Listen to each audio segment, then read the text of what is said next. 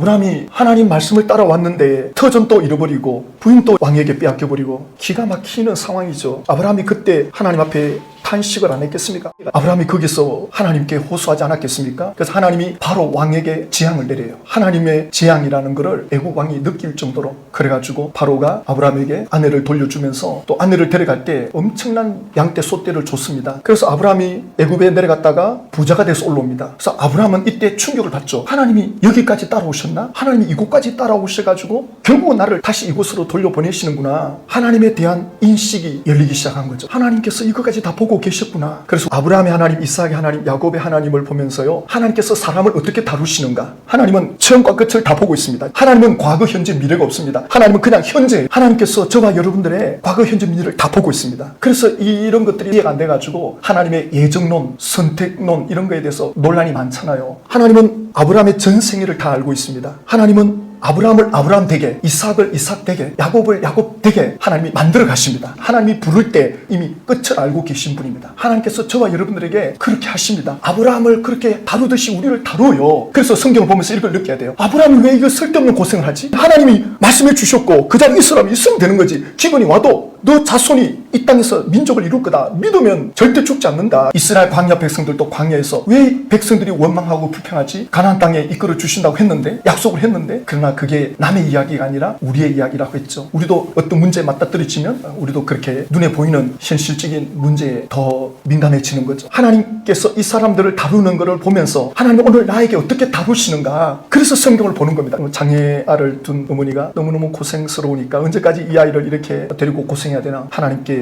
부르짖었는가 보죠. 그러니까 하나님이 너는 사랑만 해라. 그게 성경에서 이미 말씀하고 있는 거예요. 굳이 성경을 통해서 깨달으면 되는데 못 깨달으니까 하나님이 안타까운 심령으로 말씀하시는 거죠. 근데 우리 머리로 또 알아요. 알지만 내 마음이 못 따라가는 거예요. 그래서 우리가 기도하는 겁니다. 알면서도 안 되는 거예요. 그래서 하나님 앞에 부르짖는 것입니다. 그리고 기도해보면 진짜 무거운 짐이 눈녹이 녹아요. 너무 힘들었는데, 그래서 이런 과정을 통해서 하나님이 우리를 훈련시킵니다. 하나님은 우리를 세상의 빛과 소금이 되게끔 한 사람 한 사람을 다 가치 있게 의미 있게 우리를 만드십니다. 우리를 그렇게 세우시기를 원하십니다. 우리를 통해서 영광 받기를 원하십니다. 예수 믿다가 천국 온다라 이게 아닙니다. 아브라함을 부를 때 복의 근원이 되겠다. 또 내 이름을 창대하게 하겠다. 또 민족을 이루겠다. 하나님이 그런 목적으로 우리를 부르십니다. 하나님이 나를 불렀는지 안 불렀는지 어떻게 하느냐? 저 사람을 하나님이 불렀는지 안 불렀는지 어떻게 하느냐? 영이 살아있는 사람은요, 반응을 합니다. 하나님에 대한 반응이 있습니다. 그럼 인간적으로 반응하는지 안 하는지 어떻게 하느냐? 그거는 좀 시간을 두고 보면 알아요. 인간적으로 할 수 있죠. 남들이 하니까 인간적으로 따라올 수도 있어요. 롯처럼. 롯이 그랬거든요. 롯은 아무것도 모르고 그냥 삼촌이 하니까 따라와 보자. 결국 결정적인 순간에 바벨론으로 가죠. 동쪽으로 가죠. 소돔 고모라로 가죠. 눈에 보이기 좋은 곳으로 가는 거예요. 결정적인 순간이 오면 갈라지는 거예요. 하나님이 부르신 사람은 속도가 늦고 좀 넘어지고 하지만 계속 하나님을 따라갑니다. 그래서 하나님이 이 말씀을 통해서 우리에게 뭘 계획하는지, 뭘 말씀하고 싶은지 이런 것들을 알아서 열매 맺는 인생, 쓰임받는 인생이 되기를 원하십니다. 하나님은 우리를 그렇게 사용하는 게 아니라 하나님이 우리와 함께 그 일을 이루어가기를 원하십니다. 하나님의 나라를, 하나님의 뜻을 하나님이 자녀들과 함께 이루어가기를 원하십니다. 하나님은 우리 한 사람 한 사람에 대해서 엄청난 계획을 갖고 계십니다. 학생들이나 직장인이 시험을 칠 때 공부 어떻게 하니? 기출문제 이미 나와 있는 시험 있잖아요. 그걸 가지고 모의고사를 먼저 하거든요. 성경이 모의고사거든요. 기출문제거든요. 우리가 인생을 어떻게 풀어가야 되지? 우리가 믿음으로 어떻게 풀어가야 되지? 믿음으로 풀어갔던 사람들을 보는 거예요. 믿음으로 문제를 풀어간 사람들을 보면서 나도 저렇게 풀어야지. 그럼 답이 되는 거예요. 그래서 하나님 우리를 연단시킵니다. 예, 가지치기를 합니다. 그래서 필요할 때는 롯도 잘라내시고 이스마엘도 잘라내고 에스도 잘라냅니다. 아픔을 줍니다. 그래서 하나님께 집중하게 만듭니다. 정상적인 부모라면 자녀에 대한 애착이 강하죠. 그것과 비교할 수 없을 정도로 하나님은 우리의 애착을 갖고 있습니다. 절대 그냥 넘어가지 않습니다. 한번 신앙생활 다 해보셨죠? 여기 계신 분들은 산전수전을 겪었기 때문에 야, 하나님이 그냥 안 넘어가시네. 다 깨닫게 하시네. 야, 진짜 하나님은 대단하시다. 어떻게 이런 것까지 나를 토해내게 만들고 가지치기를 하실까? 나를 어떻게 이걸 아시고 하나님이 추리실까? 나중에 이제 이 경제에 들어가면 이제 나는 없어집니다. 나는 없어지고 하나님 말씀하십시오. 사도 바울처럼 나는 죽게 됩니다. 왜? 내가 살아서 아무 도움이 안 된다는 걸 경험했거든요. 살아보니까 하나님이 하라는 대로 그게 최고라는 걸 알게 됩니다. 이걸 머리로 아는 게 아니라 가슴 깊이 느껴져야 됩니다. 그때부터 그 사람은 승인 받습니다. 그때부터 흔들리지 않습니다. 하나님이 그걸 우리에게 원하십니다. 아브라함, 이삭, 야곱 그렇게 만들어 갑니다. 다시 원래 자리에 와가지고는 제단을 쌓고 하나님은 하나님이십니다 하면서 하나님의 이름을 부르는 거예요. 여호와의 이름을 불렀더라. 아브라함이 이제 조금 한 단계 더 하나님께 깊이 들어간 거죠. 그러다가 이제 조카 롯은 떠나게 되고 혼자 남아있는 상황에서 하나님이 찾아오십니다. 걱정하지 마라. 내가 너의 방패가 준다. 내가 너의 상급이 돼주겠다. 아브라함은 지금 자식이 없어서 그것 때문에 최고의 고민인데 조카도 떠나버리고 나에게 남은 사람은 내 집에 이 종 한 사람이 있는데 이 사람을 통해서 내 유산을 넘겨주는 게 낫겠습니다. 그때 하나님이 아브라함을 바깥으로 이끌어냅니다. 하늘의 별을 봐라. 내가 너의 후손을 하늘의 별처럼 많게 주겠다. 얼마 전에 애굽에 내려갔다가 끝난 줄 알았는데 역전돼서 올라오잖아요. 하나님은 그렇게 할 수도 있겠구나. 하나님 하시면 하겠구나 하는 이 믿음이 아브라함에게 들어옵니다. 창세기 15장 6절을 보면 아브라함이 여호와를 믿으니 여호와께서 이를 그의 의로 여기시고 하나님의 그 약속을 아브라함이 믿어요. 믿으니까 하나님이 의로 여기셨다. 인정받는 자리에 들어가게 됩니다.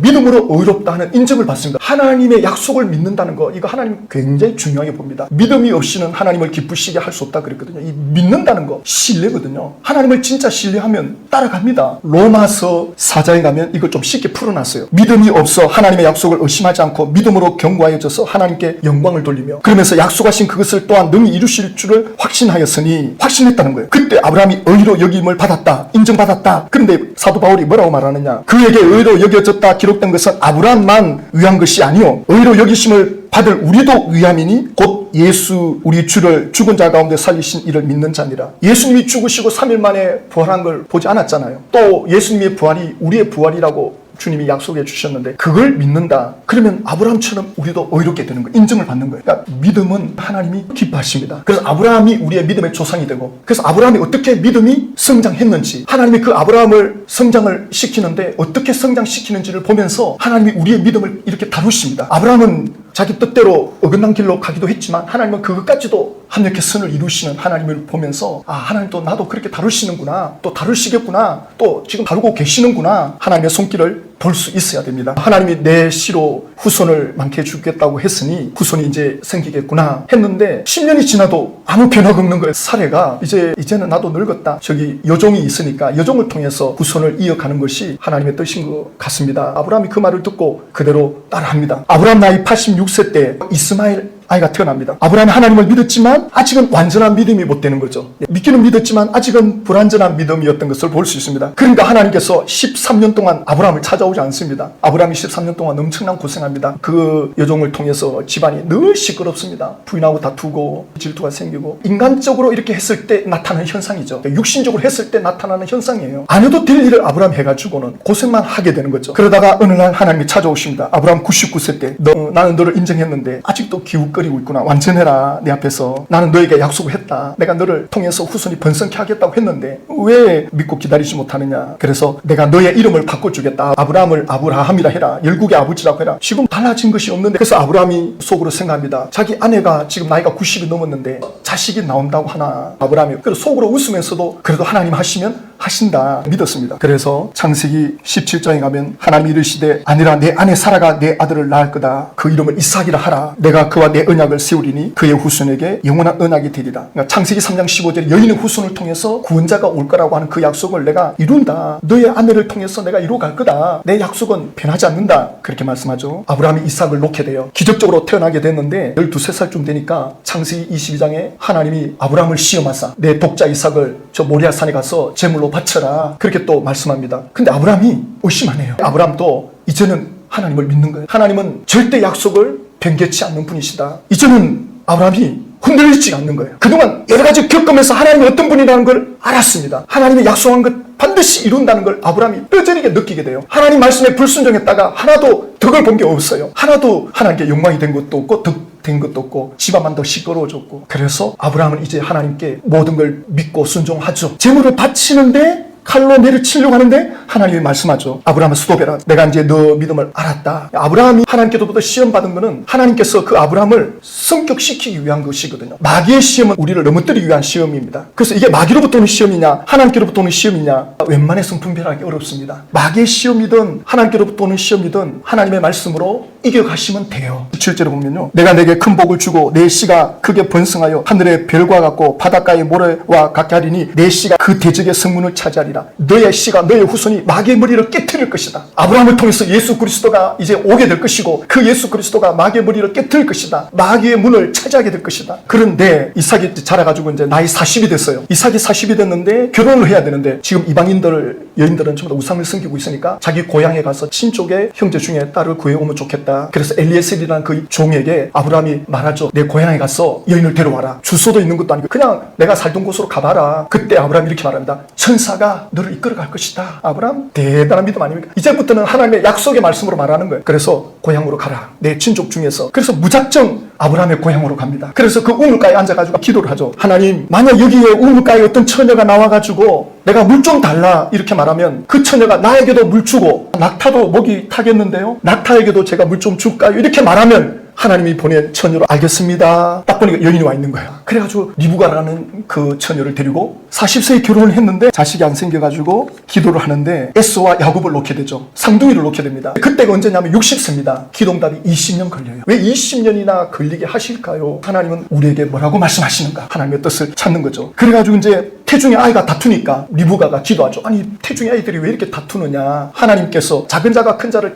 다스릴 거다. 두 민족이 지금 다투고 있다. 태중에 있는 아이를 보면서 미래가 어떻게 될 건가를 하나님은 알고 계십니다. 세상에 자녀가 나온다? 하나님이 보내시는 거예요. 우리는 하나님을 신뢰하면서 부모는 부모님 도리만 하면 되는 겁니다. 그래서 끊임없이 우리는 하나님 말씀 속에서 하나님의 음성을 구하면서 하나님 하라는 대로 하면 어떻게 되냐. 하나님이 그런 사람을 세웁니다. 그런 사람을 세워가지고 다른 사람에게 영향력을 끼칩니다. 왜냐하면 하나님이 그런 사람을 통해서 하나님이 어떤 분인가를 나타내 보여주기를 원하십니다. 그래서 그런 사람을 통해서 사람들은 하나님을 보게 됩니다. 아, 하나님을 믿는다는 게 저런 거구나. 자녀들도 마찬가지입니다. 부모님들을 보면서 하나님을 믿는다는 게 저런 거구나. 그렇게 되어져야 되는 거죠. 그거를 알고 그걸 믿고 따라가는 이들이 믿음의 승리자가 되는 것입니다. 그래서 하나님은 믿음의 사람을 찾고 있습니다. 아브라함, 이삭, 야곱 믿음의 사람들입니다. 그런데 그들이 처음부터 믿음이 좋았던 사람들이 아닙니다. 산전 수준을 겪으면서 믿음의 경제에 들어갑니다. 하나님은 그들을 어느 수준으로 끌어올리겠다는 계획을 다 갖고 이 땅에 보내십니다. 아브라함, 이삭, 야곱은 고난을 겪었지만 믿음으로 반응을 했습니다. 믿음으로 반응하는 요셉을 요셉되게 합니다. 요셉이 나중에 이런 말 하잖아요. 형제들이 와가지고 무릎 꿇잖아요. 요셉이라는 걸 알게 되고 두려워하잖아요. 그때 요셉이 두려워하지 마세요 형제님들. 당신들이 나를 노예로 팔았지만 당신들이 판 게 아닙니다. 하나님이 나를 이곳에 보냈습니다. 어떻게 이런 고백을 할 수 있습니까? 이거 쉽지 않습니다. 오늘 나를 나대게 하신 분은 하나님이십니다. 내가 여러 가지 겪었지만 하나님이 나를 만드시려고 하신 겁니다. 지금 저와 여러분들을 그렇게 만들어가고 계십니다. 이거 믿으셔야 됩니다. 모세가 이스라엘 백성들에게 하나님은 이런 분이시다. 여러분들 광야로 이끌어가서 가나안 땅으로 데려가려고 하는 목적이 장소 옮기는 게 아니라 하나님이 아브라함을 다루듯이 우리 백성들을 다루실 겁니다. 민족의 제사장으로 삼아서 하나님을 섬기는 게 뭔지, 하나님을 믿는다는 것이 어떤 것인지를 열방에 보여주기를 원하십니다. 하나님은 우리를 이렇게 다루십니다. 이게 연단입니다. 더 내실 있게, 내용 있게, 알차게 채우기 위해서 열매를 알차게 맺게 하려면 가지치기를 해야 돼요. 그렇지 않으면 열매가 맺혔다 말다가 하나님은 그렇게 우리를 간섭하는데 우리 그걸 못 느끼는 거죠. 왜 모릅니까? 성경을 모르니까, 하나님 말씀을 모르니까. 하나님은 이렇게 세밀하게 오늘 또 우리에게 간섭하고 계시는데, 역사하고 계시는데, 그래서 야곱과 에서가 태어났는데 에서는 정말 보니까 장자의 명분, 하나님께서 특권을 준 장자의 명분도 우습게 여겨요. 하나님께 버림받아서 우습게 여기는 건지, 그가 하나님을 우습게 여겼으니 버림받았는지, 항상 이게 같이 있어요. 이렇게 보면 하나님께 버림받은 아이 같고, 이렇게 보면 에서가 하나님에 대해서 부정적인 거, 이게 같이 가는 거예요. 그러니까 우리가 두렵잖아요. 내가 만약에 그 하나님에 대해서 불신하고 의심하고 원망 불평하면 내가 에스가 될 수 있는 거예요. 내가 롯이 될 수. 에베소서 1장 창세전에 그리스도 안에서 우리를 택하사 우리로 사랑 안에서 그 앞에 거룩하게 흠이 없게 하시려고. 보세요. 창세전에 우리를 택하시는 거예요. 왜 우리를 선택하셨느냐? 5절에 보면 그 기쁘신 뜻대로 우리를 예정하사, 하나님이 우리를 통해서 기쁨을 얻기 위해서 예수를 통해서 하나님의 자녀로 우리를 삼으셨다는 거예요. 언제? 내가 태어나기 전부터. 그 정도의 기대치를 갖고 우리를 그렇게 이끌어 가십니다. 만들어 가십니다. 그래서 이걸 믿고 여기에 믿음으로 반응하는 이들은 하나님의 영광을 보게 됩니다. 하나님의 손길을 보게 됩니다. 말씀이 이루어지는 걸 보게 됩니다. 그래서 6절에 보면 이는 그가 사랑하시는 자 안에서 우리에게 거저 주시는 바 그 은혜의 영광을 찬송하게 하려 하는 것이라. 하나님으로 인해서 기뻐하고 즐거워하는 사람으로 하나님이 만드시는 겁니다. 하나님은 하나님대로 우리를 보고 기뻐하시고, 우리는 우리대로 하나님을 인하여 기뻐하고 하나님을 사랑하고 하나님에 대한 반응을 하는 것은 하나님이 나를 다루신 겁니다. 하나님이 나를 이렇게 만들어 왔습니다. 아브라함처럼 그렇게 나를 다루오신 겁니다. 하나님을 찬양하는 수준, 기뻐하는 수준으로 하나님 우리를 만들어 가십니다. 환경의 변화도 기적이지만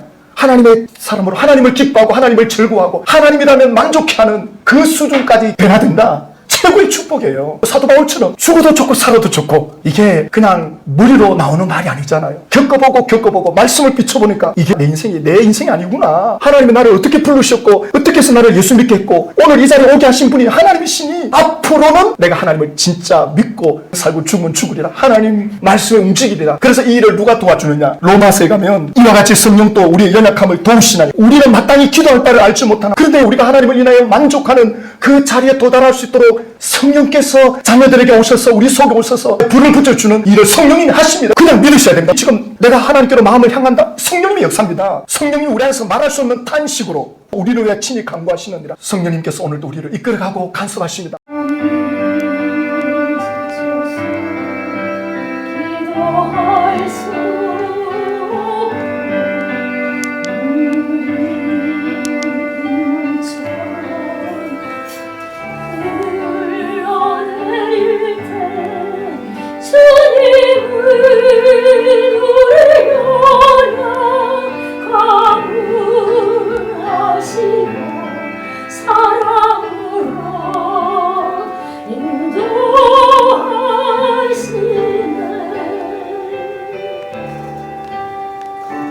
누군가 놀리하여